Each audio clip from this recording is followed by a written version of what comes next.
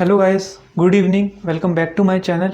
आज हम flow net के टॉपिक के रिलेटेड एक न्यूमेरिकल को सॉल्व करेंगे। तो मैंने इसको बोर्ड पे यहाँ पे लिख दी है। आइए हम इसकी सबसे पहले स्टेटमेंट को समझ लेते हैं।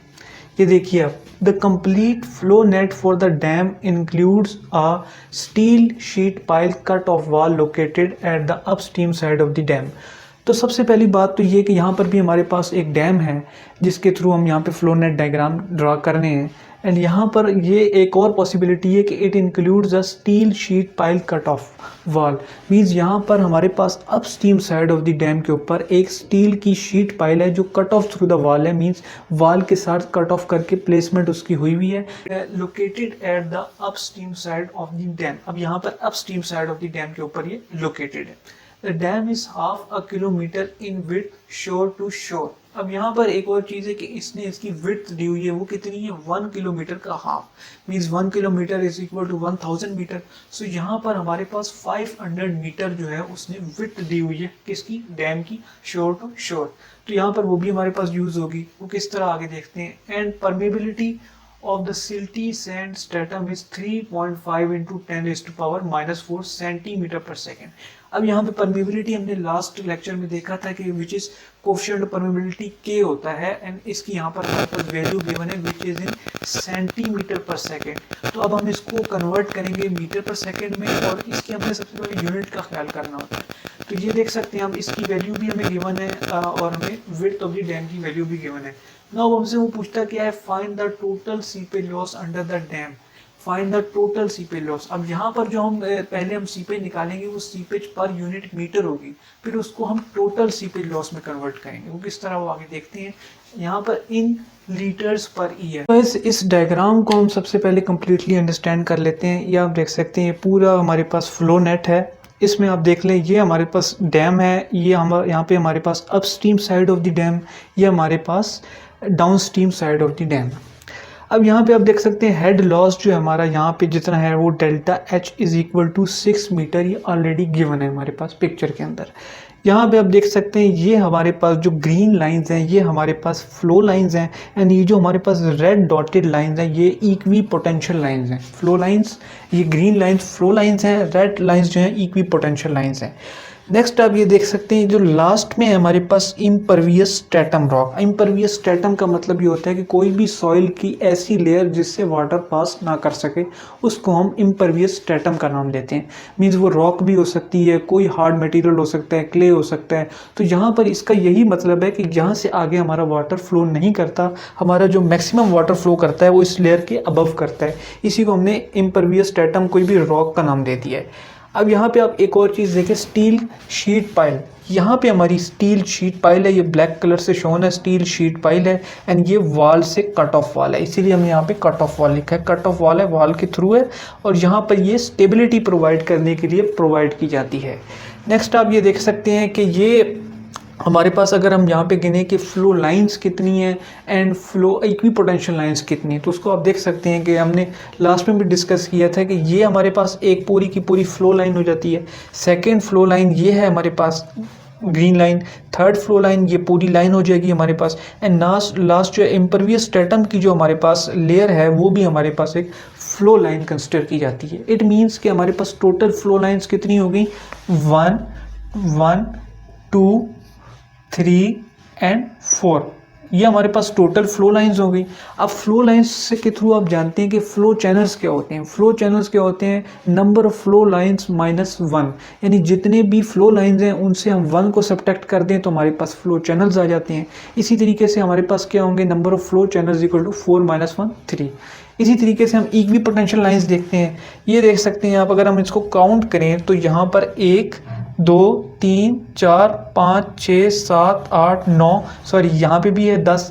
तो ये यहाँ से स्टार्ट होगा 1 2 3 4 5 6 7 8 9 10। यहाँ पर हमारे पास एक और इक्वी पोटेंशियल लाइन है, सॉरी मिसिंग थी, ये देख सकते हैं 11। तो इस तरीके से हमारे पास टोटल जो इक्वी पोटेंशियल लाइंस हैं इस फ्लो नेट के अंदर वो 11 है। अब आप जानते हैं इक्वी पोटेंशियल ड्रॉप्स जो होती हैं वो simply number of equi potential lines -1 होती हैं। तो 11 - 1 10, टोटल हमारे पास जो इक्वी पोटेंशियल ड्रॉप्स आ रहे हैं वो 10 है। तो चलिए अब हम इस फ्लो नेट डायग्राम के थ्रू न्यूमेरिकल को सॉल्व करते हैं। सबसे पहले गाइस सॉल्यूशन के लिए हम जो फार्मूला यहाँ पे राइट करेंगे वो सीपेज का फार्मूला है and seepage is Q = K × delta H × NF / ND। तो आइए हम उसी फार्मूले को यहाँ पे राइट करते हैं। Q = K × delta H × NF / ND। अब यहाँ पर आप जानते हैं NF जो है नंबर ऑफ फ्लो चैनल्स है, ND जो है हमारे पास number of equipotential drops है, K जो है हमें यहाँ पर परमिबिलिटी गिवन है 3.5 × 10⁻⁻⁴। डेल्टा H आप यहाँ से जानते हैं हेड लॉस है हमारे पास, हेड डिफरेंस है विच इज़ 6 मीटर। तो अब इसी इक्वेशन को सॉल्व करके हमारे पास Q की इक्वेशन आ जाएगी, Q की वैल्यू आ जाएगी एंड देन हम टोटल सीपेज लॉस की तरफ जाएंगे। ये हमारा सीपेज पर यूनिट मीटर है। तो आइए अब हम इसको देखते हैं। यहाँ पे आप जानते हैं NF जो है अभी हमने देखा यहाँ पे NF हमारा कितना है 3 and number of equipotential drops जो है हमारे पास 10 है। उसी चीज़ को हम यहाँ पे लिख लेते हैं which is number of flow channels is equal to, ये टोटल हमारे पास फ्लो लाइंस हैं कितनी है 4 है, 4 - 1 = 3 एंड सेम हमारे पास इक्वी पोटेंशियल ड्रॉप्स के लिए ND is equal to 11 - 1 = 10। अब यहाँ पर आपने कंफ्यूज नहीं होना, ये NF जो है फ्लो लाइंस के लिए नहीं है, फ्लो चैनल्स के लिए होता है। तो ये एक बहुत ही बेसिक पॉइंट है जो माइंड में रखना है। नेक्स्ट आप देख सकते हैं यहाँ पे जो K की वैल्यू है हम पहले सेंटीमीटर से मीटर पर सेकंड में कन्वर्ट करेंगे इसको। तो आइए हम देखते हैं K = 3.5 × 10⁻⁻⁴। तो अब इसको कन्वर्ट करने के लिए आप सिंपली इसको या तो 100 से डिवाइड कर दें या इंटू 10⁻⁻² कर सकते हैं, जो आप जानते हैं सेंटीमीटर को मीटर में कैसे कन्वर्ट किया जाता है। मैं इसको यहाँ पर इंटू 10⁻⁻² कर देता हूँ। तो इस तरीके से हमारा ये मीटर पर सेकंड में कन्वर्ट हो जाएगा which is equal to 3.5 × 10⁻⁶ metre पर सेकंड। तो आपने देखा सबसे पहले हमने K की जो परमिबिलिटी की जो वैल्यू है उसको हमने सेंटीमीटर से मीटर पर सेकंड में कन्वर्ट कर दिया। तो सिंपली अब हमने इस फार्मूले में अपनी वैल्यूज पुट करनी है। Q = यहाँ पे आप देख सकते हैं 3.5 × 10⁻⁶ हमारे पास K की वैल्यू आ गई इंटू डेल्टा H 6 मीटर into NF / ND which is 3/10। इसको आप सिंपली जब सॉल्व करेंगे तो आपके पास कितनी वैल्यू आ जाएगी, आपके पास आ जाएगी 6.3 × 10⁻⁻⁶। अब यूनिट क्या होगी इसकी which is metre square per second. Metre square per second आप देख सकते हैं यहाँ पे भी हमारे पास मीटर में है एंड ये जो है ये भी हमारे पास मीटर में है। तो metre into metre metre square हो जाएगा and metre square per second. इसी चीज़ को हम यहाँ पे कर देते हैं। ये भी हमारे पास मीटर में है एंड मीटर पर सेकंड में है।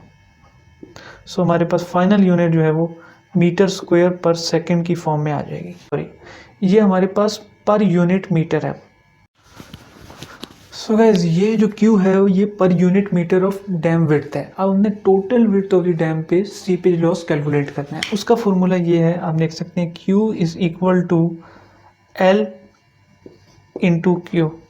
अब यहाँ पे जो L है ये हमारे पास विड्थ ऑफ द डैम है। विड्थ ऑफ द डैम क्या है 500 मीटर। आप जानते हैं कि half a kilometre means 500 metre. तो उसी 500 मीटर को हम यहाँ पे लिख देते हैं एंड मल्टीप्लाई कर देते हैं is equal to 500 metre into Q आप देख सकते हैं यहाँ पे हमारे पास कैलकुलेट कर दिया 6.3 × 10⁻⁻⁶ मीटर स्क्वायर पर सेकेंड।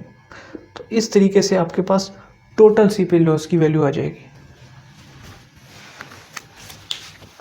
सो गाइस इसको सॉल्व करके जो हमारे पास टोटल वैल्यू आती है वो है Q = 3.15 × 10⁻³ अब यहाँ पे 10⁻³ के बाद मीटर क्यूब पर सेकंड यूनिट होगी। आप जानते हैं 500 भी मीटर है एंड अगेन यहाँ पे भी मीटर स्क्वायर पर सेकंड है। तो हमारे पास जो फाइनल यूनिट होगी टोटल सीपेज की वो कितनी होगी, मीटर क्यूब पर सेकंड की फॉर्म में। तो यही चीज़ यहाँ पे हमने डिस्कस कर ली, ये हमारे पास टोटल सीपेज की वैल्यू आ गई। अब नेक्स्ट हम यहाँ पे एक और चीज़ देखते हैं कि जो फाइनल आंसर हमसे क्वेश्चन में मांगा गया है वो है लीटर्स पर ईयर में, और यहाँ पे जो वैल्यू हमें मीटर क्यूब पर सेकंड में है। तो अब हम इसको कन्वर्ट करते हैं। तो इस बहुत ही इजी कॉन्सेप्ट है यूनिट कन्वर्जन का। आप जानते हैं 1 मीटर क्यूब के अंदर 1000 लीटर्स होते हैं। 1 मीटर क्यूब के अंदर 1000 लीटर्स होते हैं एंड एक साल में कितने सेकंड होते हैं, 1 ईयर में कितने सेकंड होते हैं, वो होते हैं 31.5 इंटू 10⁻⁶। मीन्स कि 1 year is equal to 31.5 into 10⁻⁶। यहाँ भी मैं लिख देता हूँ 1 year is equal to 31.5 into 10⁻⁶ second. तो ये हमारे पास ईयर में इतने सेकंड हो गए और 1 मीटर क्यूब जो है वो 1000 लीटर के इक्वल होता है। तो सिंपली आपने इन दोनों फिगर्स को मल्टीप्लाई कर देना है, 1000 लीटर्स। तो अगेन यहाँ पे हम मल्टीप्लाई कर देते हैं, इसी चीज़ को देख सकते हैं। अब इन लीटर्स पर ईयर में अगर हमने देना है तो Q is equal to 3.15 into 10⁻⁻3। अब यहाँ पे दोनों इन वैल्यूज से मल्टीप्लाई कर दें। First of all metre cube को लीटर में कन्वर्ट करने के लिए 1000 से एंड नेक्स्ट है 31.5 इंटू 10⁻⁶।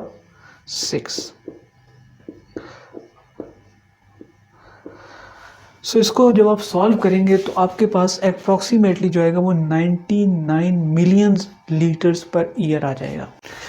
यहाँ पे आप देख सकते हैं ये वैल्यू हमारे पास Q इज इक्वल टू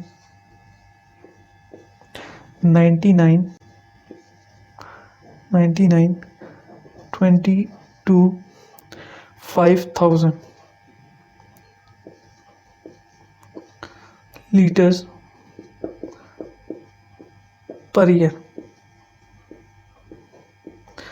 तो ये हमारे पास टोटल लीटर्स पर ईयर के अंदर सीपेज की वैल्यू है। इसी को आप इस तरह भी लिख सकते हैं कि Q is equal to 99 million litres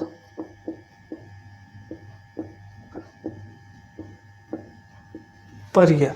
so guys इस तरीके से एक सिंपल सा न्यूमेरिकल था हमारा सॉल्व हो गया। लास्ट में हमारे पास लीटर पर ईयर के अंदर 99 approximate 99 million litre per year answer आ जाता है। तो इस तरीके के ही तकरीबन फ्लो नेट के न्यूमेरिकल्स होते हैं कि जिसमें आपको या तो सीपेज आपने फाइंड आउट करनी होती है, आपको परमेबिलिटी जो है गिवन होती है, पूरा एक फ्लो नेट डायग्राम गिवन होता है जिससे आपने number of flow channels and number of equi potential drops जो हैं वो देख के फाइंड आउट करने होती हैं। उसके बाद इसी तरीके से वैल्यू पुट करके सिंपली आंसर निकालना होता है। तो उम्मीद है दोस्तों आपको आज का जो लेक्चर है, आज का जो न्यूमेरिकल है वो समझ आया होगा। तो अगर आपको वीडियो पसंद आई है तो काइंडली इसको ज़रूर लाइक करें एंड मेरे चैनल को सब्सक्राइब करें। तो मिलता हूँ फिर आपसे अगली वीडियो में, तब तक के लिए शुक्रिया, थैंक यू एंड अल्लाह हाफिज़।